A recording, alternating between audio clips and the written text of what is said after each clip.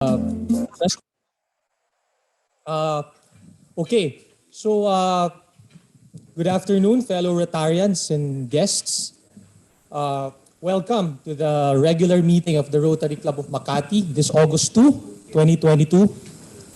Today we have a very interesting topic, and I'm sure a lot of Rotarians will be eager and curious to hear about the real estate outlook here in the Philippines for 2022. But before we begin, may I request Harvey to please do the invocation.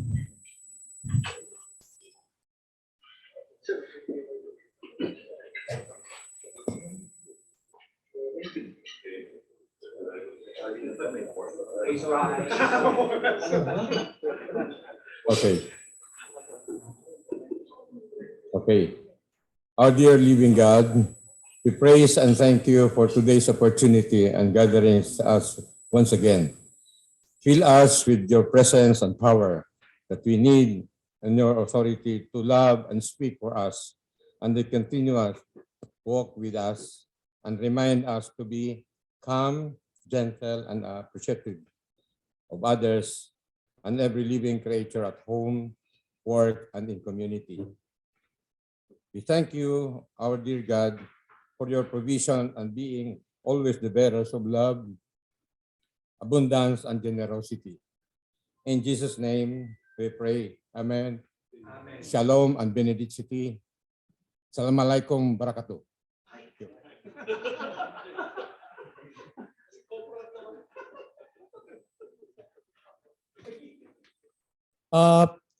Ron, for formality, may I again ask President Michael to please call this meeting to order because it was not recorded.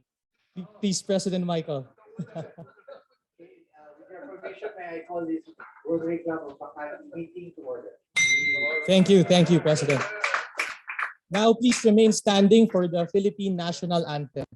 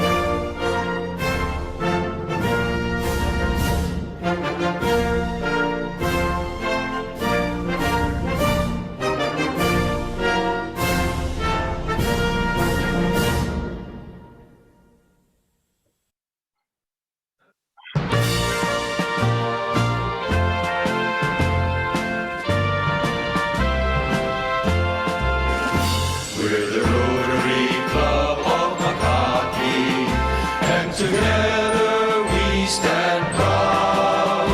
We are leaders with integrity, always ready to serve humanity, always living by the four-way test, building goodwill and peace along the way.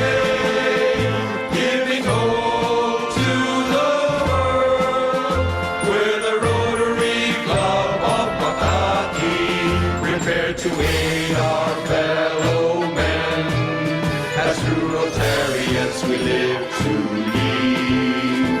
We believe in service above self, and this is why we succeed. We're the Rotary Club of Makati, and together we stand proud. We are leaders with integrity, always ready to serve humanity, always living by the four-way test, building goodwill and peace along the way, giving hope to the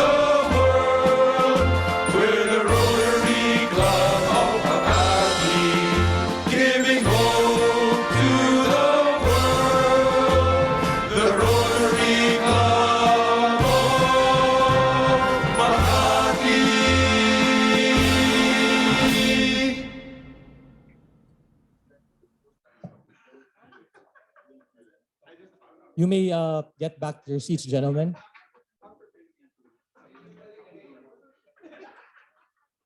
May I have your attention, gentlemen, please? Okay, gentlemen, we're now doing, excuse me. Yeah, we're now doing the four-way test, which I think is the embodiment of the true Rotarian. No? So I request all the Rotarians here to please repeat after me. First, is it the truth? Is it fair to all concerned? Will it build goodwill and better friendships? Will it be beneficial to all concerned? Thank you. And next, we have the greetings of the birthday and wedding celebrants and celebrators. August 4, Rotarian Philip Sea. August 7, past President Bimbo Mills. For the Rotary Aunts, we have Beth Periquet on August 5, Julie Keener on August 8. And for our wedding anniversaries, we have Ira and Julie Keener on August 8 as well. So, Ron, do we have a song or okay? So, okay. So, wag na press VP Howie, gusto mo? Yeah, okay. Next, may I call on past district Governor Tony Kila to please recognize our Paul Harris Fellows.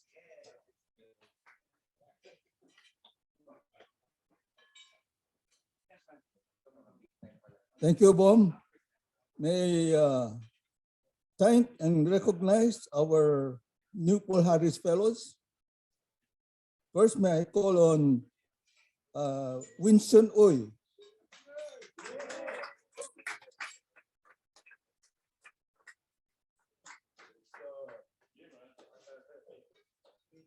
Winston.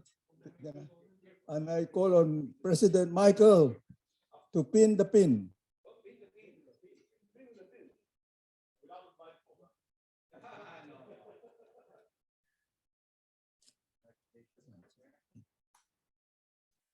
So you stay put. My call on Francis Ordobesa. Winston, can you stay so that we'll have a group picture later?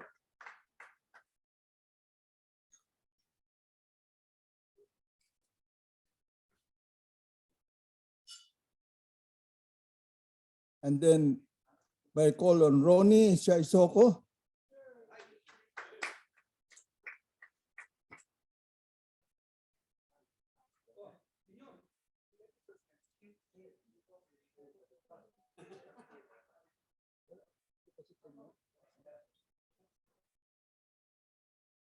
And finally, I'll call on Ken Makashar for your Paul Harris. Now, Ken will have two pins. One for the basic pin, because he gave two Paul Harris contribution. And then he'll get one with sapphire. Ken?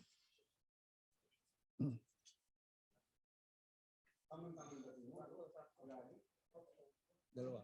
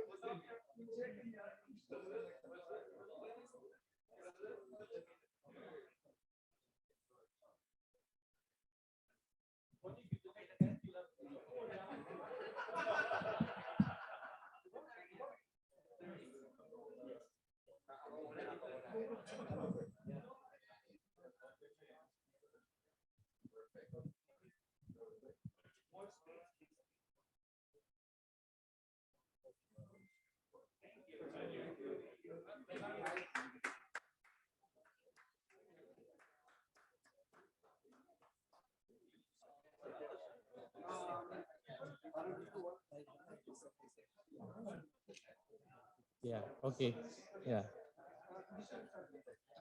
Okay, we now move on to our program. Next is the acknowledgement of our guests and visiting Rotarians.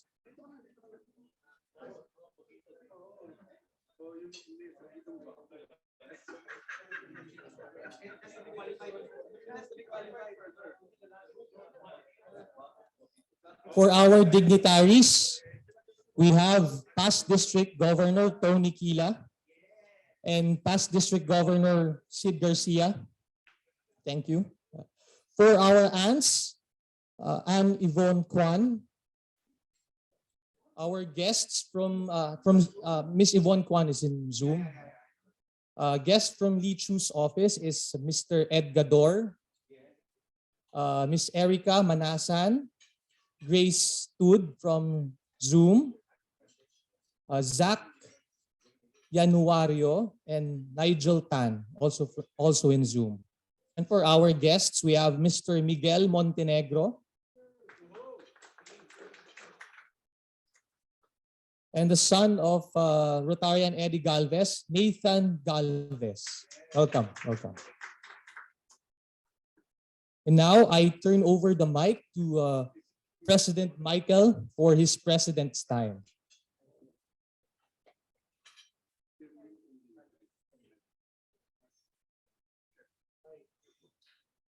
Thank you, everyone. It's nice to see everybody here.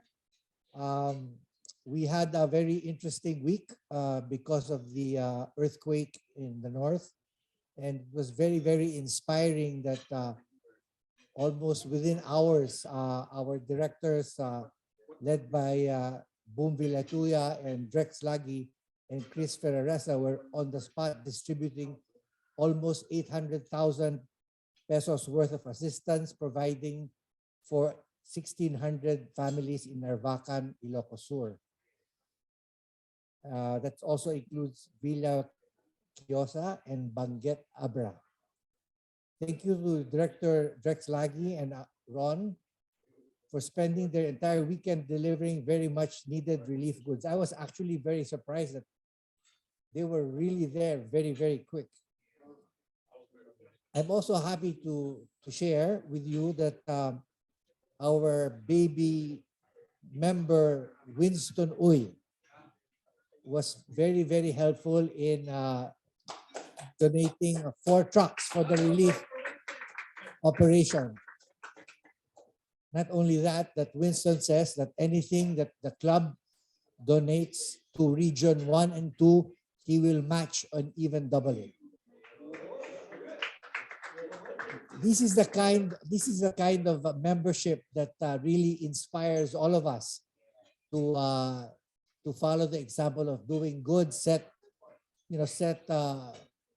by many examples here of past presidents, which because he has taken off his mask, I can recognize him, Louis Aseoche, and then Louis and Eddie will go to Quezon tomorrow to open the new dorm for students who don't have to travel far to go to their school.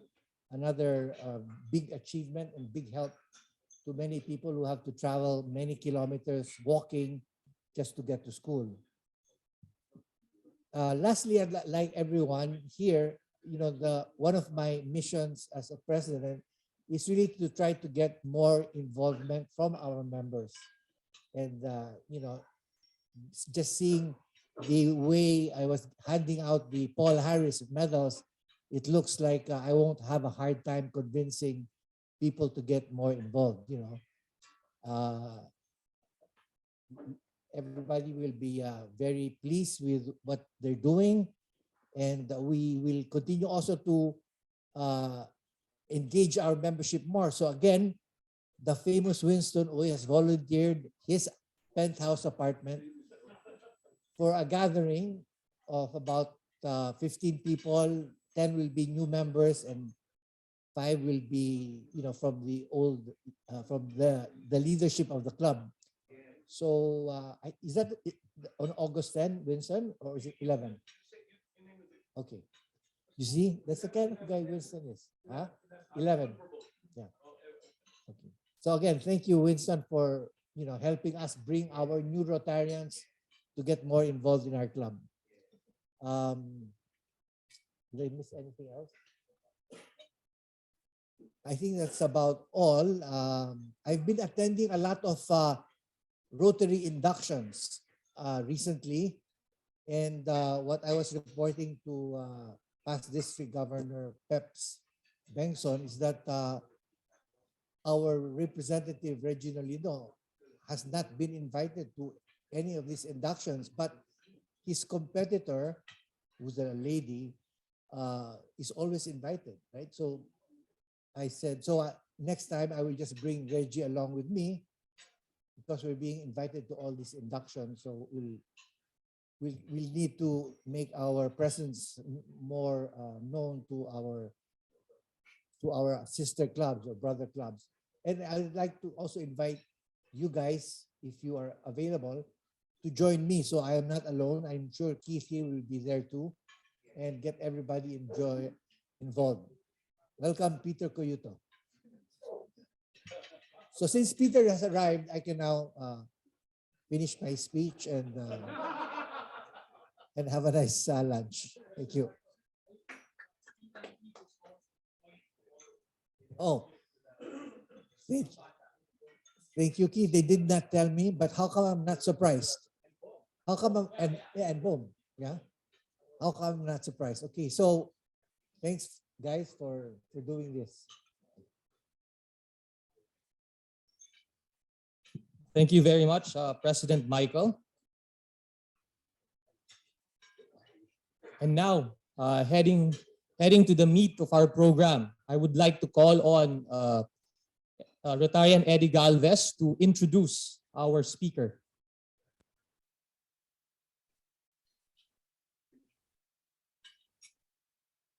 Okay, thank you, Bom. Well, it's my privilege to introduce our guest speaker today. I'm sure we all know him with the company name, which is his namesake, displayed in a lot of prime real estate properties all over Metro Manila and in the provinces. Leechiu Property Consultants Incorporated is one of the premier real estate practitioners in the country. It is a privately held real estate brokerage company founded by David, one of the country's top real estate advisors. Their mission is to deliver profitable real estate solutions to their clients and partners. And to date, since their establishment in 2016, they've leased out more than 1 million square meters of office space and sold over 32 billion pesos worth of real estate. Their lineup of experienced brokers have on their own capacities leased out over 2 million square meters of office space and have sold over 100 billion pesos worth of real estate throughout their careers. The company's expertise covers tenant and landlord representations, investment sales, general brokerage, research, and consulting and valuation. David himself has over 27 years experience in the real estate industry, having entered it in 1994 after graduating from the University of Asia in the Pacific with a bachelor's degree in entrepreneurial management. I guess you followed your course. He also took up a management development program in the AIM in 2011. By 2003, he co-founded Leechiu and Associates, Inc., of which he was CEO until 2008. In 2009, he co-founded the W Group, which is known for its buildings in the Bonifacio Global City. Simultaneously, Leechiu was country manager of the firm Jones Lang LaSalle, Leechiu. It was then in 2016 that he co-founded Leechiu Property Consultants, of which he is CEO today. He was also a PLDT MVP Bossing Awardee in 2018. So without much further ado, I'm pleased to present to you our speaker for today, Mr. David Leechiu. Let's give him a warm welcome.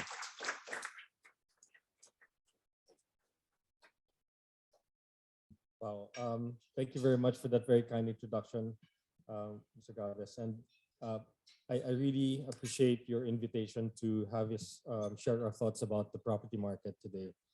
And I congratulate everyone here for all the work you do for humanity. I mean, really, I wish more people would do that.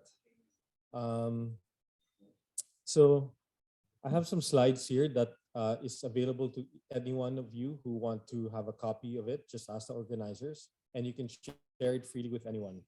So next slide. Controls the okay. So the world is really going through a lot of problems right now. I mean, it makes 2020 and 2021 look so easy when you consider all the things that's hitting the world today. There's basically about 13 to 15 risk points between COVID and monkeypox. There's the war in the Ukraine, there's the logistics crisis, the currency crisis, the food crisis, the China boycott crisis and how that's going to play out. You've got the geopolitical issues between the East and the West.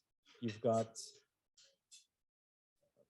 the interest rates that's choking everything in the economy. You've got inflation that's choking the poor and the hardest living people on the planet. You've got a lot of issues. You've got the global climate crisis, which is very severe, and you can see that in what's happening in the main coasts. And we're supposed to be one of the hardest hit countries in the world when it comes to climate change. There's many problems. You know, we haven't even talked about plastic pollution and stuff like that. And navigating, and I think the other thing that's going to unfold is the Western corporate companies and how they are going to continue to be exposed. I mean, what happened in Enron and Accenture, Arthur Anderson, what happened to Citibank and HSBC and all these other things in the GFC and back in 2008 will have a third chapter and a fourth chapter. And these crises will reveal a lot of those issues. And you're seeing those now all over the West, all over the developed countries in Asia. And yet, with all these things we're considering and how these things unfold, I have never felt so much better being in the Philippines than today. Because the Philippines is one of the few countries in the world that actually is insulated by a lot of these things. We're not immune, we will be impacted, but there's a lot of padding in the Philippine economy. Okay? And these two pieces of padding are the remittances that continue to flow into the country that has transformed the provincial landscape of this country. And you've got the BPO sector, which continue to generate jobs in the Philippines despite all the problems of the world. In fact, the more problems the world goes through, the more jobs generated in the Philippines. And if you look at 2021 and 2020, we continued to generate jobs in the Philippines. 40,000 jobs in 2020 and 120,000 jobs in 2021. 120,000 new jobs in the BPO sector, and is one of the biggest years of the BPO sector. I sit on the board of the BPO sector. I've been on that board for about 6-7 years. It's been my third term, and it is fascinating to see how this industry is evolving. And what we have been saying since 2003 is true today, which is the more problems the world has, the more jobs generated in the Philippines. Okay? Everywhere, in every global crisis, many financial institutions predict that the overseas remittances will decline because of all the problems of the world. They will let go of labor, and the Philippine people abroad would be the hardest hit. And thankfully, all we have seen in the last 20 years is the continuous climb of remittances, despite all the predictions that it will be dented. And today, it is the highest it has ever been. despite 2 years of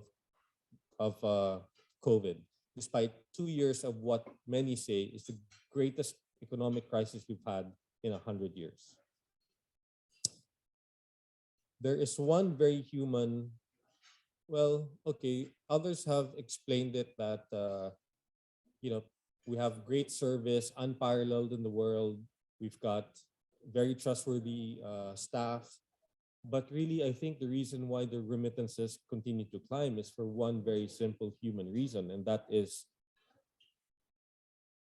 if you're a Filipino working in some store clerk as a store clerk somewhere in the world, that store clerk job is still, and your life as a store clerk is still much better than the life you have here in the Philippines. And every time there's a crisis, the voices of your relatives back home become louder and louder and louder, and you become inspired or motivated or forced to work harder to send more money home. And that is the basic human reality of what happens, which is why remittances continue to climb. The second reason why BPOs continue to grow here is because if you are an executive in a European company, and you're trying to predict and forecast your revenue growth in the next 3 years, in a time like this, you're saying that you will not have any revenue growth. You will be lucky to be flat in revenue in the next 3 years or 4 years. And so the only way to show profits is to be able to cut costs. And one of the biggest ways to do that is to move jobs to India and the Philippines. And that's why India and the Philippines continue to do well. The big difference between us and India is that the BPO sector in India is only 2 to 3% of their economy.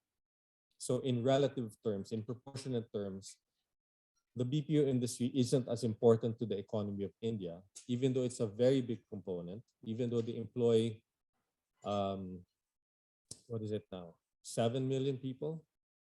And it's about 120 billion industry in India.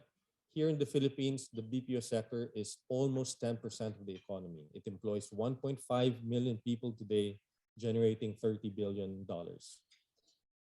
And so we have a lot gambled on these two sectors.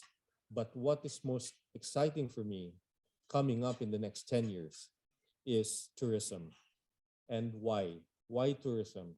Because this country has really changed in the last 20 years. And the biggest, most visible change is the number of airports completed in this country. I don't know how much of the Philippines you've seen in the last 5 years, but we have built 15 airports all over the country except Manila. Okay? And Manila is one of the biggest downer airports. You go out of Manila through NAIA and you land in Seoul, you land in Tokyo, you land in Changi, you land in Chaplakak. I mean, the whole experience becomes so inspiring. And then you come back home and then you have to go with all the shit that you have to go through in NAIA, right? From the 1 hour to 2 hours of just waiting in the plane to take off, floating around airspace until you're able to land, getting out of the plane, getting your bag, going through immigration, waiting for the car, and then the 2 hours back to Makati. Right? I mean, just like us locals, the experience of the foreigners even worse because they have traveled through so many countries, and going through NAIA is a real issue. So, but that's why if you skip NAIA, your entire experience of Philippine travel changes 100%. And I envy the people from Cebu because their airport is like so tear-jerking. I go there and take off from Mactan and I wait in the lounge, Mactan International Airport, and I take off from there. It leaves on time, it arrives on time. no issues with bags, no issues with immigration. The architecture is inspiring. I mean, what did the people of Cebu do to deserve this? You know, what are we not doing in Manila? And yet that experience is replicated all throughout the Visayas. If you look at Iloilo, if you go to Panglao, if you go to Bohol, if you go to Tacloban, I've not been to Tacloban recently, but they have. I'm not sure if they've already upgraded their airport, but El Nido. Where else? Puerto Princesa is a gorgeous airport. So Mactan, and then Davao, Cagayan de Oro. I mean, this changes things for many people. We don't realize it. And next is that Clark is going to complete most of the missing links. And Boracay. Let's not forget Boracay, and let's not forget Siargao, because for many years, people have been going to Siargao the long way. And now, thankfully, there's an airport that's really opened up Siargao to the rest of the world. But then there's Clark, right? And Clark is going to be the second biggest airport outside of Manila. And it's going to bring the Philippines closer to North Asia in the same way that Mactan Airport has brought Philippines closer to South Asia. And Clark is going to transform Central Luzon and Northern Luzon. And it's going to allow foreigners to fly into the Philippines and seamlessly get out of Clark onto the skyways into wherever it is that they need to go to Manila. And Clark has got some fantastic hotels now, unlike before. Because as you know, before, they only had these hotels that if your office mates or spouse saw you there, they would be wondering, what the heck are you doing there, you know? And now they probably will wonder less. Next is that why is it closer? Because if you fly into Clark from, let's say you're from Hong Kong or Taiwan or Korea or Japan, that trip into Clark is 1 hour less. If you're from Singapore or Thailand or Malaysia, that trip to Manila, to Philippines via Mactan is 1 hour less. Okay? That's 1 hour of the direct flight, plus all the logistical nightmares of NAIA that you're spared from, and the traffic. And from Clark, you're going to drive out in some of the best roads we have built that affirms, I mean, many times, foreigners come to me and say, oh my God, the Philippines actually build proper roads. And the roads from Clark all the way to Pagudpud are gorgeous, and the scenery, gorgeous. And you can pretty much travel all over Northern Luzon. And the road networks there are improving. And if you look at the success of La Union, you know, from a very sleepy town all the way till about 5-8 years ago, so much commerce has happened there, especially in the last 12 months. So many people from Manila are migrating to La Union. And that experience will be replicated through the rest of Central Luzon, which is for millennia been locked out from development. Okay, so why is tourism so critical? Because it is such a small component right now. The sky literally is the limit. There are less reasons to skip the Philippines now than before. Before, you had all these issues about political issues, military issues, extortion, corruption, etc. A lot of those issues are managed today. Infrastructure, gone. The issue of infrastructure is disappearing. And what is Northern Luzon to me? To many people, you know, it's a bunch of rice fields, crazy politicians, you know, inaccessible, no healthcare, etc., etc. But to me, Northern Luzon is like the Gold Coast in Australia, except darker sand. because you have 70 meters of sand. The depth of the sand there is 70 meters. And it runs across the entire coastline from Zambales all the way to Aurora. Unbroken. Beautiful. But people, I don't know how many of you have ever stepped foot on Northern Luzon beaches and appreciated that. But that coastline is unappreciated, underappreciated.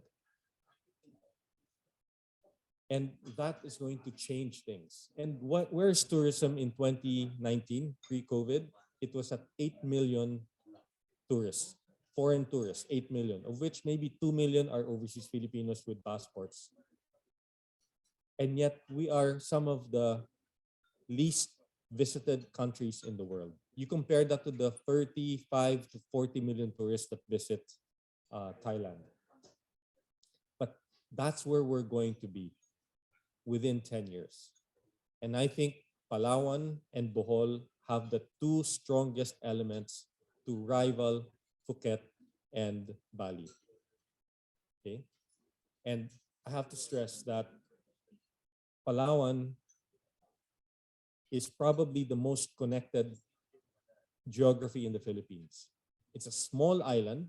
It's got less than 1 million people, and yet it's got 4 operating airports, with 2 of them going to be, or 1 of them about to be upgraded. The Coron Busuanga Airport should be upgraded within the next 3 to 5 years, and that will complete the missing piece. Because imagine if you're from Taiwan and Hong Kong, you are the closest neighbor to the Philippines, and the trip is very short. You fly into Clark, you do whatever it is you want in Clark, whether you want to gamble, you want to see your girlfriend, you want to go to the beach, you want to go to Pagudpod, and then from Clark, seamlessly enter Boracay, Coron, El Nido. The experience is going to be amazing. And what a few people don't realize is that a few capitalists are starting to build more marinas throughout the Philippines, connecting Palawan to Batangas to Subic.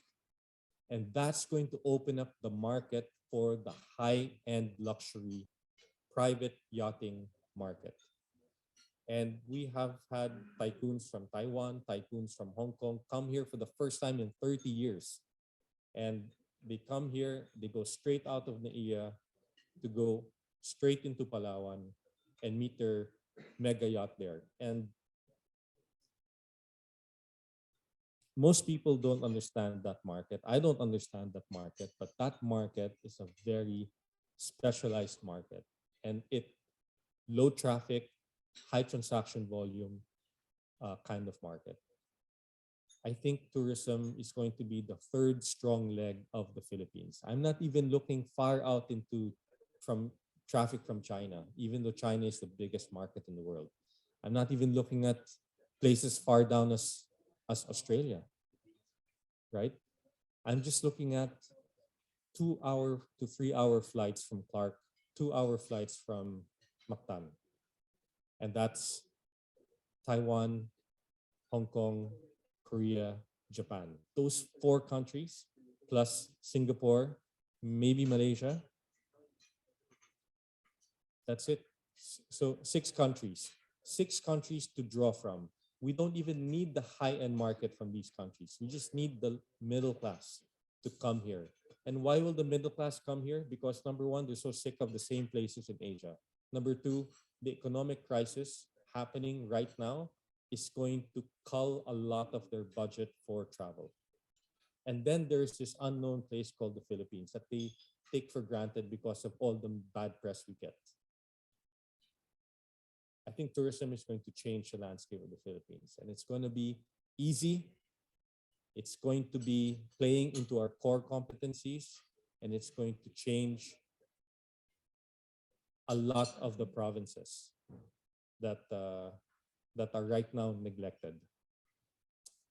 But regardless of all this potential, I think we have done something that very few countries have done in the last 10 years, which is a peaceful, credible, elections. Well,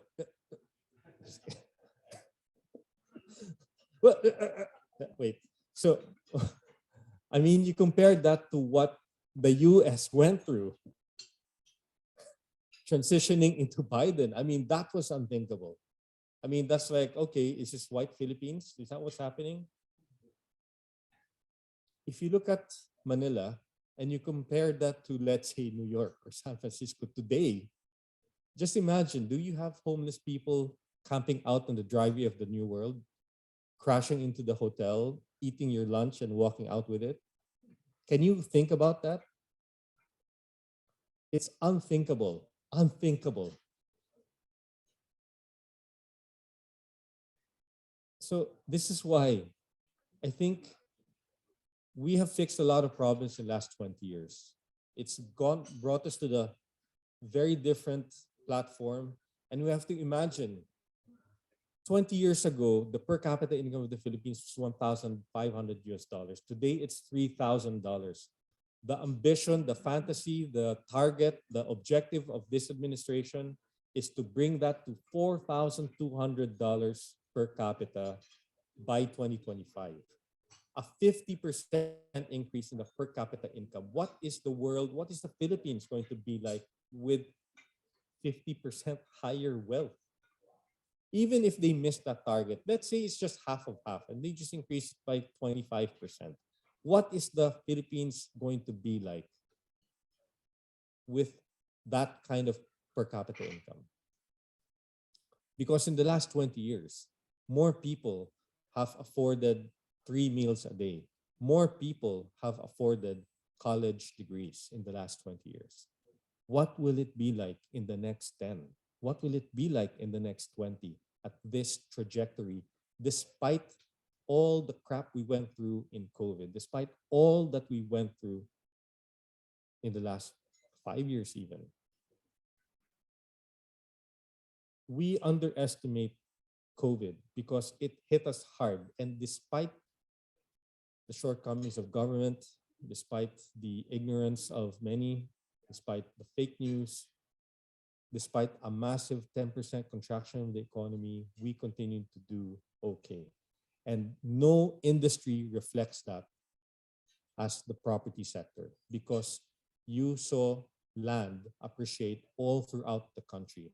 Yes, there were distressed deals in the condominium sector, but Forbes Park, where prior to COVID, the average transaction value is 700 to a billion pesos. And even that kind of asset for a lot, for a tear down house, 700 to a billion pesos. And despite that kind of asset, prices continue to climb 5% through COVID. Ayala Alabang, 60% through COVID. Punta Fuego, 300% to 400% in the last 24 months.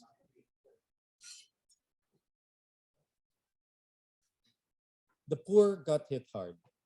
Okay, so this crisis, the last 24 months has been a crisis of the poor, and it's real. And despite all the disconnect of the government, the poor found a way to kind of get by. And I think organizations like you are doing a great job trying to uplift people out of that. I think it's great. But I guess what's happening is a lot of the wealth is starting to trickle down much faster, because I don't know whether what you're doing in the grassroots captured by economists and factored into the GDP or factored into the velocity of the economy. Something to think about, but there's not just you. There's so many organizations out there doing the same thing. I mean, there's an organization called Sutsi, which is a Chinese, Taiwanese, whatever, Filipino organization, and they're pumping billions into this economy. I don't know whether that's even recorded, but they're pumping billions and they're moving billions through this economy. Not drug money, it's like real charity work. And another thing is that what the conference I attended 3 months ago, Citibank, HSBC, World Bank, IFC, if you believe them, they reaffirmed that the Philippines is one of the few countries in the world that number one got an upgrade in credit rating during COVID, number two maintained it because many countries in the world got a downgrade. So there's a lot of problems in the world, but the Philippines is doing incredibly amazing. And we have to imagine what is life going to be like 5, 10, 15 years from now for the Philippines. In the same way that when Forbes Park moved from 50,000 pesos per square meter in 1999 to 450,000 pesos today within a 20-year span, I mean, that's kind of insane. What would it be like going forward? Next. And if you think, kind of pulling all this out of my whatever, these are just some of the stats in the last 20 years of the remittances, cement consumption, tourism arrivals, per capita income, Philippine index, GDP per capita, BPO remittances. And all of these economic drivers have been going up and up and up. And we've been updating this slide for siguro 7 years now. It's kind of hard to, we all know that, especially, our generation that kind of grew up through the many ups and downs of the economies. Many people are afraid to hope. And I guess I'm hoping that these charts kind of share that hope with you. So I've been labeled many times as a blind optimist, and I always say to people, I'm just sharing facts. Yes, there are a lot of problems. This country has a lot of problems, and I can run through them and take the next 5 hours with you on that. There are 5 million people that are malnourished in the Philippines, many of them under 5 years old. 5 million people that in 10 years should have been in the workforce, but they will never make it in life. 5 million people, 5% of the population. I can keep ranting about all the problems. I am not blind to the problems of this country, but we cannot be blind to the good things that's happening to the country and how to make sense of these things and try to make decisions incorporating these things for the future. Next. Another thing, we consumed 53 townships all over Metro Manila. There's no more land to buy and develop, frankly, in Metro Manila. To the point where 30 buildings right now in Makati will be torn down and redeveloped in the next 15 years. Next. And even despite COVID, property prices have peaked through Manila. And be excited by this, 130 townships and parks and business districts are being built all throughout the country. Many of them already completed and slowly building hotels, slowly building malls, slowly building residential properties. And again, we have to ask ourselves, how the hell was this possible when there was so much bad news?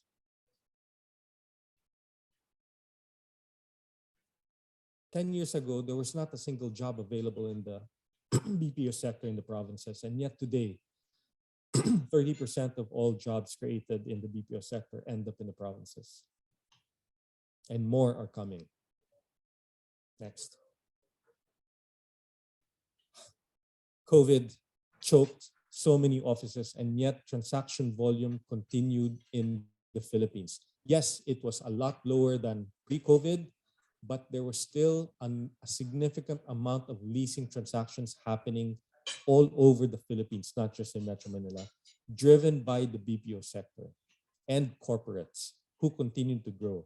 You cannot imagine that online companies, online e-commerce companies grew their office footprint by 3 times during the last 24 months, even though the first 12 of that 24 months, they didn't use their office.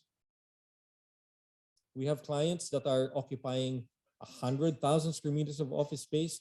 They have not switched on a single light bulb in their office in the last 24 months, and they continue to pay rent, and they renew these leases for 5 years.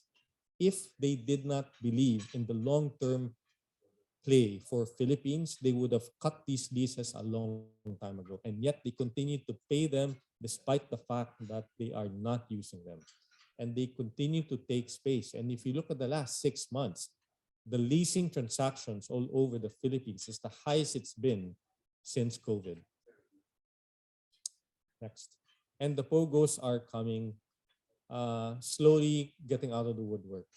Out of interest of time, I'm going to skip this, but the BPO sector is 43% of the driver, and about 30-40% are going to the provinces. Although this is just capturing the second quarter of 2022. Where are they going? Well, Makati, Bonifacio, Clark, and Davao. Next. Iloilo is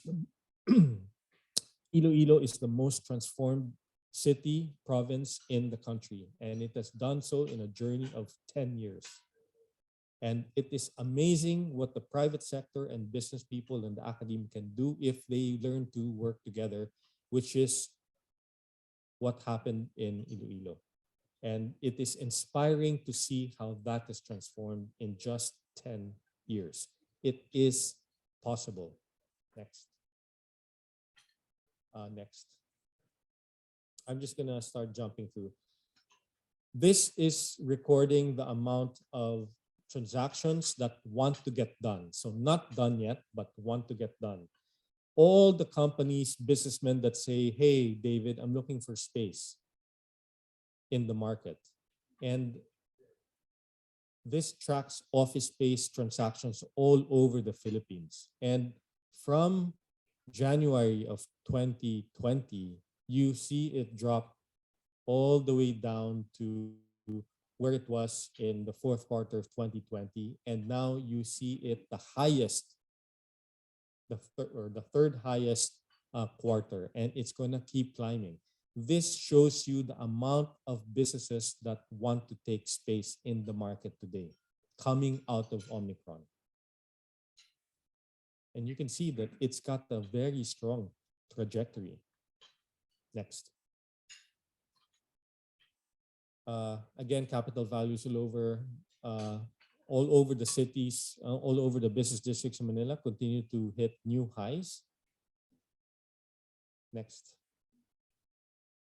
This is just a ratio between comparing GDP in green and Bonifacio land prices in black. It's unbroken upward climb for 20 years straight. And every time we sell property there, and we've sold 80% of all the land that has changed hands in Bonifacio in the last 12 years. The biggest complaint I have about buyers is that, hey, David, do you think it's going to go up? This is the most expensive transaction in the entire country. Is it going to go up? I'm going to say, well, okay, if you believe the economy of the Philippines is going to keep growing, then this is going to be the first thing that's going to go up. And we've been saying that since property prices in Bonifacio have been 1/15 of what it is today.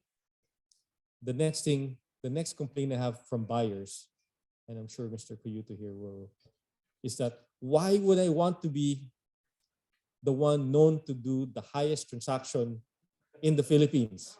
Why do I want to be that stupid guy? And yet one record after another gets broken in Bonifacio.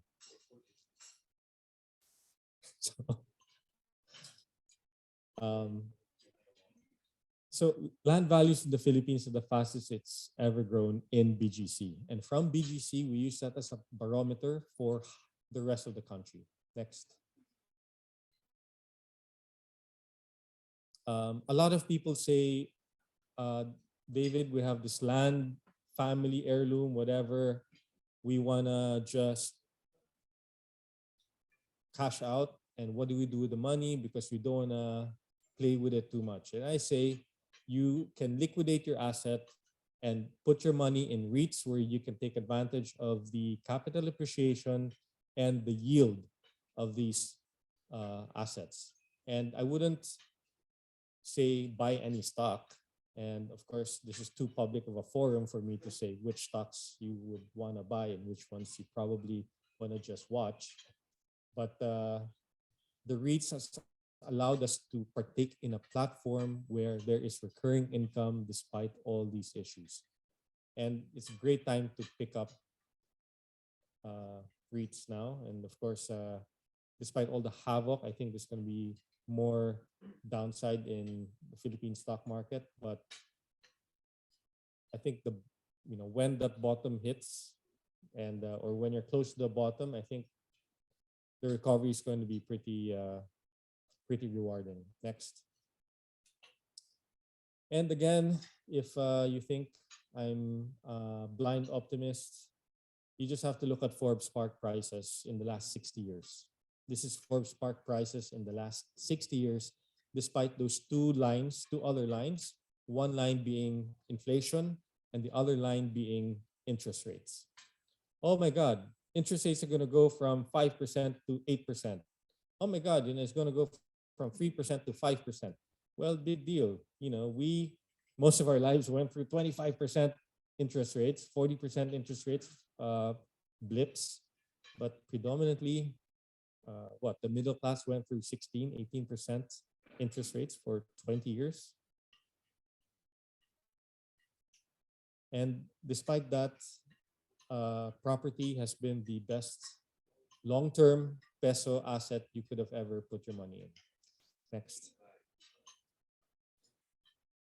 This in orange is the amount of units sold all over Metro Manila. Okay. The amount of units sold. So how did buyers behave through the different roller coasters of COVID? And they have been responding favorably. Blue shows you the amount of units launched. How did the developers respond to COVID? Up, down, up, down, up, down, down. Okay. What's happening today? Developers are saying, oh my God, interest rates and all these other 15 things we enumerated at the beginning is gonna be too risky. Let's contract. Let's stop building more. But we gotta flush out all this inventory. So what are developers doing now? They're stretching and stretching and stretching payment terms. And I say to people, take advantage of that, because when this crisis clears, they're going to contract those payment terms again, and that makes a big difference. The first few buyers, let's say, of Park Central Towers had to make payments up to the completion date. Now they totally relaxed that provision. I won't say how relaxed, but the NPVs between the starting price when you bought it 3 years ago when it first launched, and today, the NPVs are very, very different, even if there's been a nominal appreciation of the asset. The payment terms make a big difference to the effective rate of your purchase. Next. And this is just how sales performance have done. And sorry, before I leave that point about the previous slide, just remember that developers are constricting the supply today and trying to flush out the inventory that's left during a time of a crisis. We should not waste a good crisis and take positions when these terms are here, because when the recovery happens, they're going to constrict those payment terms. Okay. And with more buyers comes more demand, more competition, and those prices are going to start climbing up. As you have seen and can validate when you look back the last 20 years and how prices have moved. This COVID crisis has slowed down the appreciation of assets. So from what used to be a 7% growth rate, 9% growth rate per annum, those growth rates are now down to 5%. But some buyers are saying, well, I don't need a slow growth rate. I want a distressed deal. I want like -20, -50. And I go, okay, boss. I mean, you just have to wait for a bigger crisis to come before that happens. I mean, next. And blue shows you rents, okay, all over Metro Manila in the condominium market, okay. Rents in Manila have totally collapsed in the residential sector because the expats left. So in the Bay and Makati, some contractions we've seen are as bad as 50%, okay, because the Pogos left, because the expats couldn't travel. But orange shows you the capital values, and look at orange. Look at capital values. The unit owners, the asset owners are so stubborn, like everyone else in this room. Have anyone in this room sold anything distressed? But what about COVID? What about the economic crisis? And that and that and that resounds through the rest of the property market. I am not saying that there are no distressed deals. Yes, there have been a few distressed deals, and if you're lucky enough to have picked some of them, good for you. But those have been few and far between. I'm sharing with you information here from, what is this? 585 different buildings across 334,000 units. Okay, which we've summarized for you in these 6 simple charts. This is not a small segment of the market that we're showing you. We're showing you a very broad segment of the market. Okay, so yes, there have been a few blips in the market, but most have been fairly resilient, if not appreciating. Next. And if you look at all over the Metro Manila, across different developers, you see the compounded annual growth rate of appreciation of these assets anywhere from low of 7 to a high of 19% per annum from the time they were completed. These are very meaningful appreciation rates, and this crisis slowed those rates down, and we should take advantage of that. Next. Next is, it's not just Metro Manila anymore, because look at the rest of the Philippines.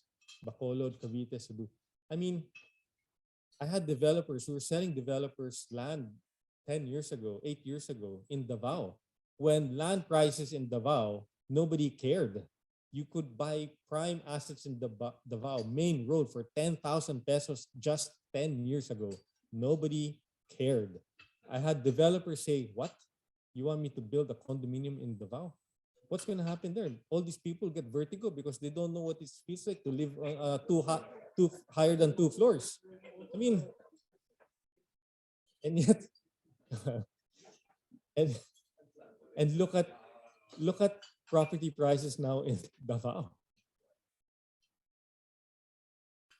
And it's just all over the Philippines. It's not just here in Manila anymore. And I think we should be inspired by that. I'd like to close again by reminding people that I am not a blind optimist. I think we cannot be blind to the good things that are happening here. That is backed up by 20 years of history. I don't know how much more you want to go back. I went back as far as 60 years for Forbes. But yes, there's a crisis, but there are opportunities in this crisis. And there's a lot of things insulating the Philippines today that puts the Philippines in a very rare position in the world. Truly. One other thing to validate that is that prior to 2000, nobody cared about the Philippines. God could have wiped us out via earthquake, meteor shower, tidal wave, I don't know, right? Today, the Philippines, I mean, if we got washed out 20 years ago, the world would just say, huh, that's really sad. Okay, let's move on. Yeah? But today, the Philippines is home to the second largest headcount or third largest headcount of JP Morgan, the largest bank in the world. It is home to the largest headcount of Chevron in Asia. It is the largest headcount of Amazon, third largest in Asia, second largest in Asia after India.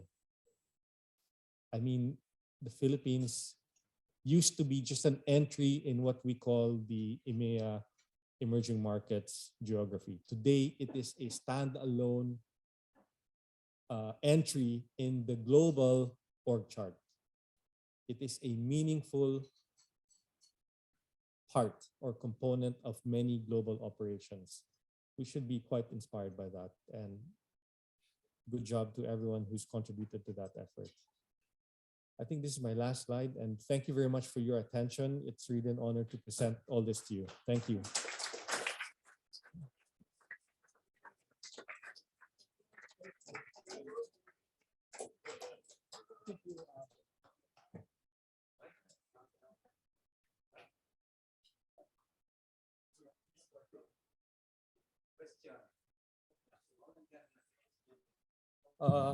Thank you very much, Mr. David Leechiu, for sharing your data and insights. We have time, and now, Mr. David, are you okay to answer a few questions? Okay, so yeah, I'm opening the floor for questions. So, would like to be the first one to ask a question.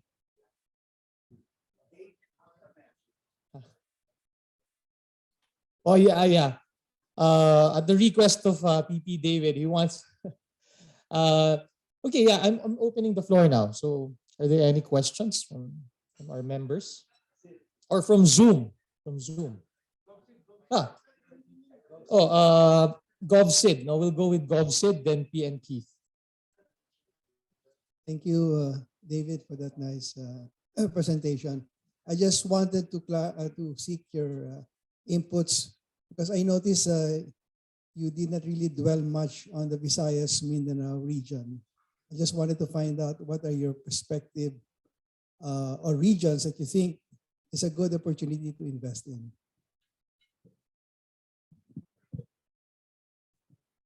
Thank you. I do think that, well, we did say that Iloilo is the most transformed area of the Philippines, and it's been doing a great job. It's attracted a very wide base of investors who have been rewarded. Iloilo is the only place in the Philippines where rents are climbing, where the demand for office space is greater than the supply. Okay? Because the BPO sector, who's expanded and saturated Cebu, are now looking for other geographies in the Visayas. I think the entire Visayas plus Palawan would benefit tremendously from tourism because of the fantastic airports and roads. And we're so lucky that we don't have the plastic pollution that other countries like Indonesia and Thailand and China and Vietnam have. By plastic pollution, I'm talking about the tons of garbage that they have to bulldoze every 2 days. You know, we don't have that here. Yes, we do have quite a bit of trash from floating in the sea during Habagat, but that's nothing compared to the mountains of trash that go up their shores every 2 days. So why? Because the currents, we've been blessed by God for all these currents that kind of push our garbage out to other neighbors. I mean, look. Okay, before we organize garbage collection in this country, diba, you had all these people hang out their garbage so that it goes to the neighbor's problem, right? We always dump the garbage in the river because it's going to be somebody else's problem. So I think, yeah, I think the Visayas and Palawan together will really benefit from tourism. And they will, and tourism is very easy because you just have to build a hotel. Well, the hardest thing about tourism is master planning and controlled tourism, because another thing that we have to consider is that 98% of the population do not have access to sewage treatment. So everything you flush goes straight to the rivers and the creeks and the water, which fortunately gets flushed to our neighbors' geographies. But we have to build sustainable programs. We have to respect the mangroves. We have to, I mean, I have to give credit to what Ayala has done to Leo, because when you're from the water, I mean, they built this hotel called Seda in Leo. It's 175 rooms. And yet when you're from the water looking into Leo, you will not see Seda because they still kept the trees, right? How many developers? They're trying to do a lot of things, right? They're not doing everything right, but they're doing a lot of things right that appeal to many people who believe in sustainability. And so sustainability, master planning, infrastructure, those are the big things that need to get done all throughout the communities. And if you have been to Puerto Galera, it was one of the most beautiful places in the world, was 20 years ago.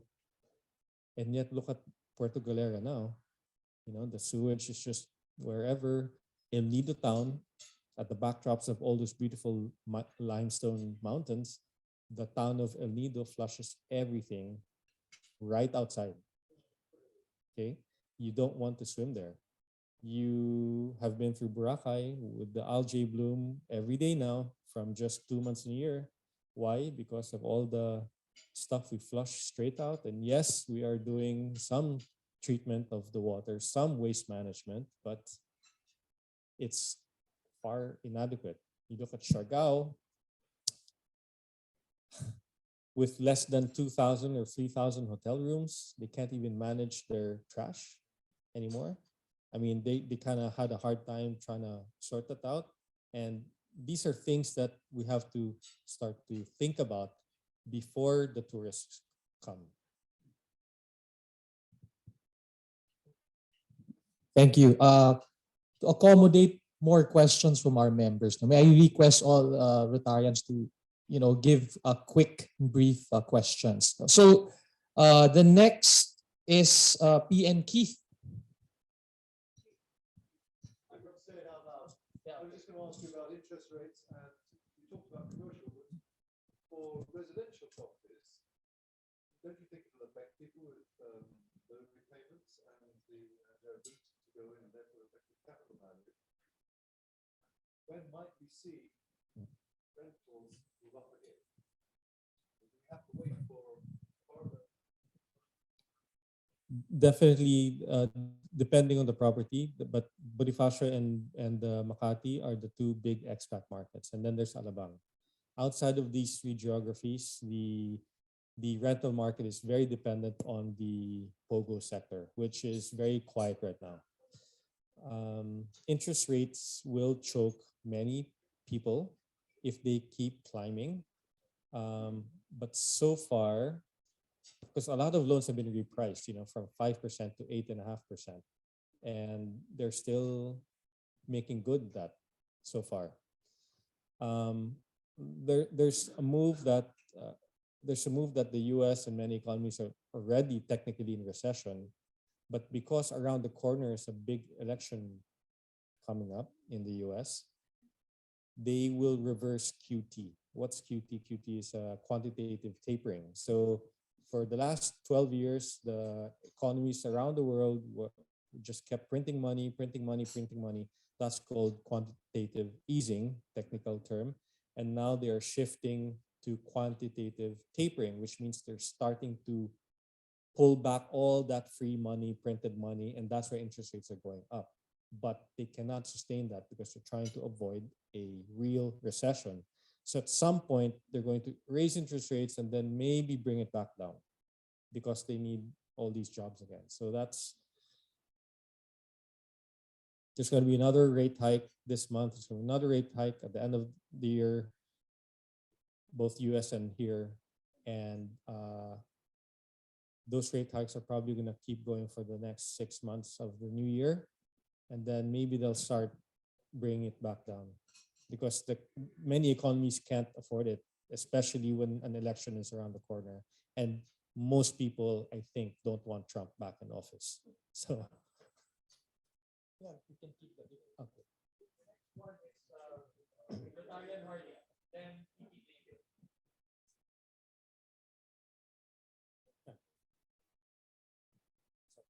Good afternoon, everybody. I'm trying to figure out your market viability in terms of the real estate. Because as far as the Philippines is concerned now, actually we are rationing our energy. That's why even in Palawan, which I've been mentioning, that that would be a potential market in tourism. Again, in Palawan, that is also a big problem. Precisely, it is considered as the burnout capital in the Philippines. And maybe not only Palawan, any other areas here. Now, do you think in that real estate development, including tourism, would it be proper that we have to embed for every area so that, of course, that would reduce the cost, including the 24/7 sustainability and the terms of the energy. And therefore, it would be better if that would go hand in hand to that tourism development. Thank you. So in practical terms, well, yes, there will be a power shortage sometime soon. It's going to be accelerated by all the data centers that are coming here. There's about 30 who want to put up a data center here. Some of them are already under construction, and each of them will require a lot of power disproportionately, and that will really bring the power shortage closer. Although we do have an expert in power here in the room, so I think in practical terms, we always tell clients, don't move into a building that doesn't have 100% backup power, whether it's a mall or a residential condo or an office, because those are real. But then, you have to deal with the issue of the pollutants, and how they pollute the environment. So it's always a pro and cons. You want clean air, or do you want to have aircon when you sleep? Those are the two things. You want clean air, or do you want to wash your clothes manually, or do you want to do it with the machine? So those are the things that kind of always been a debate. But like case in point, Punta Fuego can't even get sustainable power. It's been very hard to run it efficiently. Then there's the whole problem of why is it so expensive in the Philippines, the second highest? Well, actually, per capita, it's the highest in the world, because the power rates are the same as Japan, with the per capita income 1/10 of Japan. So, yeah. So maybe Mr. Aboitis can expound more if you.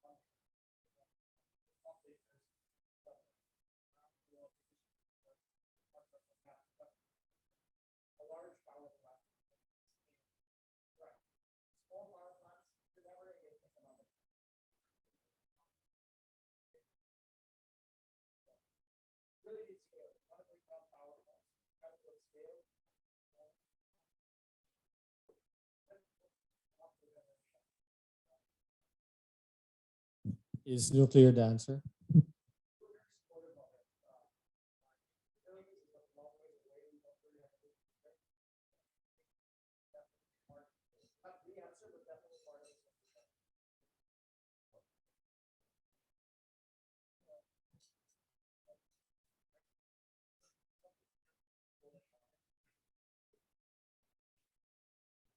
Okay. The next is PP David Ackerman, then PP Cesar.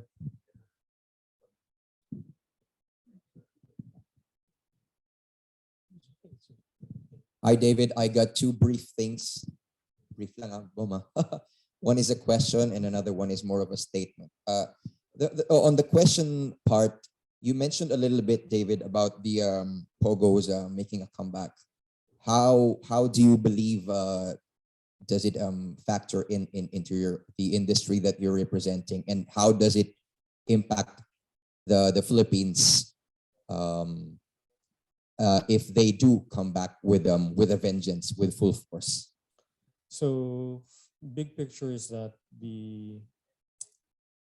China is one of the largest investors in the world in every metric, and the trade between China and Philippines is negligible, right? I mean, tourism, 150 million tourists come out of China, and they're one of the biggest spenders, and yet it's only in 2018 that we generated 1.2 million tourists from China.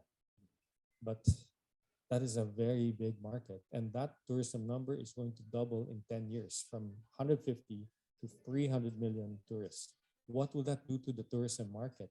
And why hasn't the Philippines gotten any traction with that market? So the Pogo sector is just one of those legs that China influence investments. And in the last 24 months, the Pogo industry gave up 630,000 square meters all over the country, most of that in the Bay and Makati and Alabang, those three geographies. 630,000. But at the same time, a certain individual who reclaimed land and built these office towers and condominiums and malls from the sea, like Atlantis, rising from the sea, built it during precisely the COVID months, a certain individual. And every week, every 2 weeks, when I go to Puerto Fuego, I always look at that development. And every 2 weeks, there are more floors completed, more lights switched on, more people and cars going in and out of the complex, which tells me that out of the 630, and we've estimated amount of built office space in that complex, and there are two across each, divided by a small creek between them. We estimate that out of the 630,000 square meters terminated, half of them just moved to that area. So all the press you read about the Pogo that they've gone, they haven't gone. Because of the because prior to this, they occupied 1.7 million square meters. They gave up 630. So they still have 1.2 million on the ground, right? But the 630 they vacated, maybe 1/3 of that to half of that just moved from one building to another. So they're still here. And they will, so by moving that, nawala yung rental market, nawala yung office market. And so those rents are just going to normalize. Prior to, just imagine in the Bay, the typical tenant pays 700 to 800 pesos per square meter for office space. The Pogo pays 182,000 pesos per square meter. So that 2,000 is going back to 700, maybe 500 now. And the same with the residential sector. So it's going to go back to prices that the locals can afford. Thank you, David. My next part, from one David to another, and I think my Rotarian brothers would agree. I think this is the perfect timing to invite you with open arms to our Rotary Club, because I think you're, you would be a very, very fine addition. No? So if you'd consider I would love to sponsor you. And I think many more other past presidents would agree with me. Don't you think, brothers? Diba? So please think about it. Let's, let's text about it. But yeah, we would be very much looking forward to welcoming you to the Rotary Club of Makati. Thank you, David, for putting me on the spot. Thank you. Sabi ko nga, text tayo eh. uh, 4 Davids. Thank you. Tito Cesar? Maybe good afternoon. I think that you should have mentioned also Cebu, where the new bridges and a number of buildings that come up in the last 5 years. I think it should be more of tourism than Iloilo. Yes, sir. Thank you.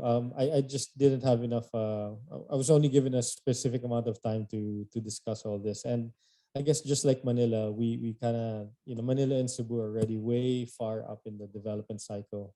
That I thought people would be more interested in hearing what other parts of the country are doing. But definitely, Cebu is the second largest economy in the Philippines, second largest home of BPOs, second largest in remittances. It's got the second biggest home of middle class, second biggest home of upper class. Tourism, yes, but we need to build a lot of infrastructure.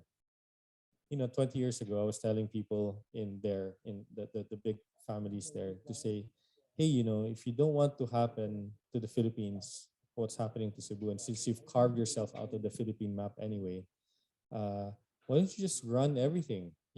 Each of your families give one son or one daughter to run for office, and then let the private sector work hand in hand with the local government and control all that. That was like 20 years ago, and I was telling people, a decent sized group of leaders there, business leaders there, and they just all laughed. It's like, no, it's okay. We don't have the problems of Manila, But now I guess it's fair that Cebu has the same problems, if not worse. Yeah. Well, but the infrastructure is coming in finally, and it takes a while. But with it being so congested, it's going to be very hard to move, just like in Metro Manila. But the political power of this president, the political capital of this president, I think will move a lot of these projects forward.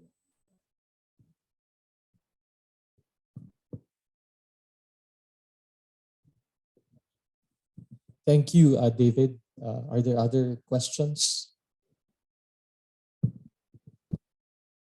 Okay, now I think we can proceed to the response of President Mike to our presenter's presentation.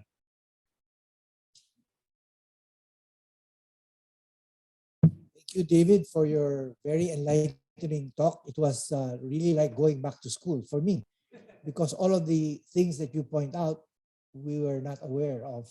And you gave us a lot of reason to be optimistic. And I think in this club, optimism abounds, right? And doing good abounds. I'm happy to see that the Philippines is where it is, as you say. Like I say, where we come from, we are very lucky to be able to participate in nation building in all that we are doing. And, again, we are saddened also when you say that there are 5 million children malnourished. So we are trying to work on some of that. Given limited resources, we only try to make a difference, but a difference we will make. So we'd like to reiterate David's invitation for you to join our club, and hopefully you will consider that. Thank you very much. Thank you to everybody for attending. We have some token gifts for you. First is a plaque of appreciation to David for his contribution to our Rotary meeting today. Very enlightening for all of us.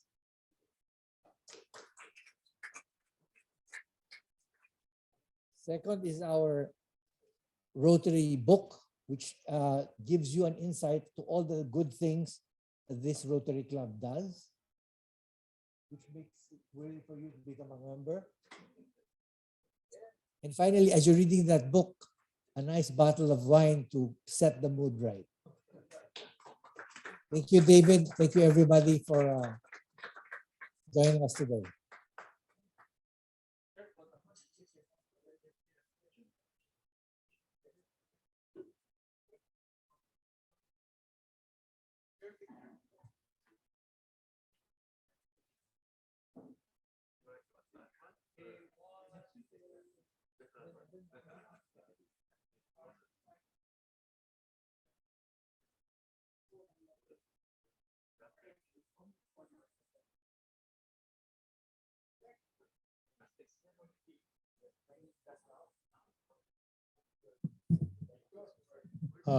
President Mike, we've come to that time, no? May I request you to please adjourn the meeting? Sorry for.